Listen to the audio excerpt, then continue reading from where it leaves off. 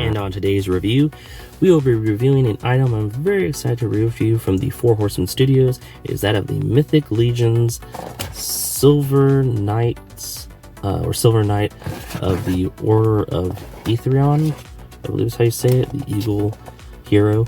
But this can fit in with any of your heroes. I think it even says that it's the main forces of Aetherion, but they do help with the other heroes, you know, the full little dialogue there. It's just a really cool Silver Knight, so even if you're not a Mythic Legions fan and the lore there, it's a really cool Silver Knight to have. I really love this box art right here. I cannot wait till the art book and first 10 years book kind of thing comes out so I can look through it. But yeah, really awesome figure. It's in our standard Mythic Legions packaging that we've seen before, with the unique back art kind of thing there, and then of course the really awesome figure. But enough of the packaging, let's open it up and take a look at the figure. And here we have the Silver Knight out of package, and you can see all the amazing accessories here. There are the shield parts, so you can have either the C grip or the handle. There's of course the shield with this cool kind of generic shield cover, but if you want to, you can pop that out, and you can take this one, which is the Four Horsemen head kind of logo thing, and put that on. See if I can line it up without knocking into the camera. Boom. And that's really cool looking, so that's kind of like a way to have it. This is the Silver Knight 2, by the way, so I forgot to mention that. And then of course it comes with the alternate mask cover, the helmet cover, the sword, which does come out of the sheath and looks really awesome. I always love that about the figures, that they have functioning sheaths. The shoulder pads, which we'll put on in a moment after we go over articulation. And then two different head adornments, one that is a solid piece that doesn't fly around, and then one that has got feathers that kind of float around. And then of course we have a spear that's in two pieces. The head goes up there, so that's really cool. And then of course two additional hands that have the rockers go like this, so you can hold the sword out, compared to the ones that are on it that go back and forth. So now we're going to go over articulation and my thoughts on the figure and everything like that when we go over it. So the helmet does have the movable part right up there. There is of course the back port for the head adornments. I wish there was a way to kind of get something. I know they have a spike that you can put in there, so I might try to get one to color match it, because I don't always want feathers. Standard new knight articulation, I believe. Can do a full T pose without the shoulders on, and then can do a full 360 of the arms without the shoulders on. When the shoulders on, it can still go up quite a bit, but it can't do that motion too well. There's of course no bicep swivel, but the arm does swivel over here, and then it does swivel over here. It is a medieval knight, so it doesn't need too much articulation because it is a suit armor. There is of course the gauntlet swivel up there, and then the hand swivel up there, and that's so you can swap pieces if you want to, because these are a modular toy line, which I love about them. There's the faceplate, I believe, of the knight here. I think this comes off. Yeah, I think it comes off, so if you want to switch it, I don't know off the top of my head, it looks like it does, but I could be wrong. And then of course there's their standard ball joint with the ability to go like that all the way down, which is incredible, and then it can go all the way up like that thanks to the ball joint that's on a hinge. The face deco is really nice. That is a really cool face. I think it even has green eyes, so it's a green-eyed knight. That's cool.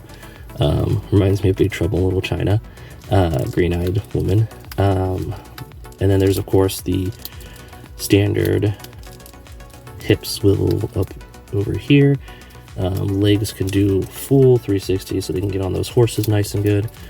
They can go all the way forward like that and all the way back like that. Really good articulation for being in a knight armor. There's of course the thigh swivel up here, and then the knee bend over here. Not double jointed, but once again it's medieval armor, makes sense. There is a swivel over here thanks to the module system, so you can pull off arms and legs and stuff like that. Boots can go that far forward, down, and that far forward, which is nice. And then have a rocker over down there, and I think there's even a, it's hard to move, but I think there's a, no, yeah, I think it's just the rocker up here. But yeah, really nicely articulated. Paint is nice. It is just of course all silver.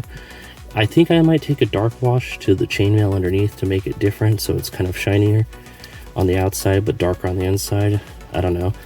I just feel like it could be nice to kind of do that. And then of course all the detail on the belt, where that's where a lot of the details with the silver paint here, and the studs on the belt, which is really awesome, because the rest of the night is kind of just silver, which is okay. I do like the feathers and the fact that they have a dark wash, which really makes them pop and they look really nice, especially the one that's a solid piece. That's really cool. And then of course the golds on the shield is really nice, the two different golds. You can see it here too. Sorry, I don't even have the shield in frame, I don't think. Oh, there you go.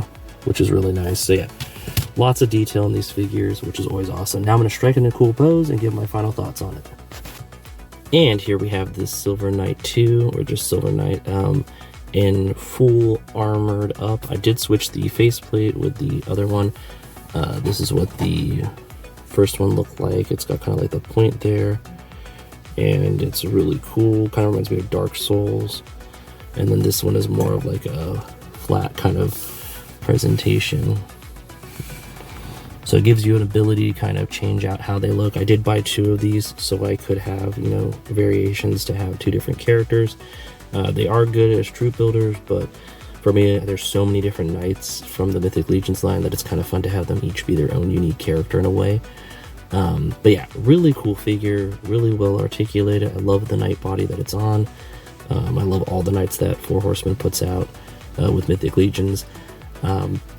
I like the fact that they have, you know, working sheaths with the swords and stuff like that. They don't just have interchanging, you know, like there's a sheath on it with the sword stuck in it.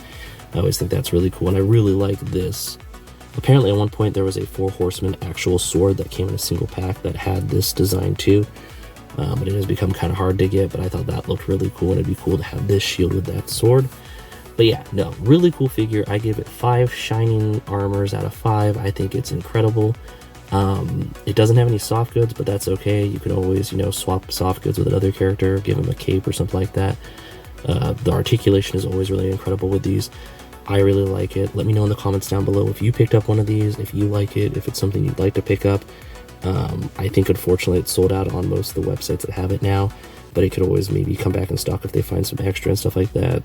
So unfortunately, I think it is like a secondary market item, like a lot of these Four Horsemen products become, if you don't get them right when they come out. I picked this up at BBTS along with the other one. They are really cool and really nice. Thank you so much for watching. Like always, hit that like button, subscribe if you're not already. If you are, thank you so much. Hit that notification bell for the next one. Share this with friends who might get a kick out of it, or family. And like always, thank you so much for watching. I'll catch you in the next one. And that about wraps it up. Thanks for stopping by. If you have any comments, leave them in the comment section. If you're feeling generous, share it. And thank you so much for watching. Till next time, bye.